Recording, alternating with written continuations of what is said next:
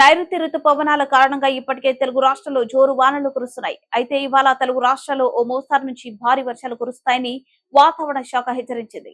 బంగాళాఖాతంలో ఏర్పడ్డ అల్పపీడనం సముద్ర మట్టానికి 1.5 కిలోమీటర్ల ఎత్తులో వాయుగుండం కొనసాగుతుంది. 20 డిగ్రీల ఉత్తర అక్షాంశం గుండా సగటు సముద్ర మట్టానికి 3.1 కిలోమీటర్ నుండి 5.8 కిలోమీటర్ల ఎత్తు మధ్యంలో కొనసాగుతుంది. ఒడిశా ఉత్తరాంధ్ర తీర ప్రాంతంలో వాయుగుండంగా బలపడిన అల్పపీడనం ఇవాళ వాయువ్య దిశగా పయానించి పూర్తి సమీపంలో ఒడిశా తీరం దాటే అవకాశం ఉంది.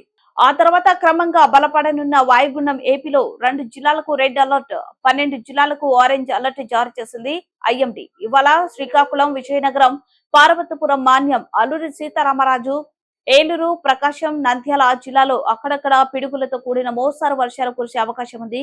కాకినాడ, కోనసీమ, తూర్పు గోదావరి, పశ్చిమ గోదావరి, కృష్ణా, ఎన్టీఆర్ జిల్లాలో అక్కడక్కడ పిడుగులతో కూడిన తేలికపాటి వర్షాలు కురిసే అవకాశం ఉందని వాతావరణ శాఖ తెలిపింది.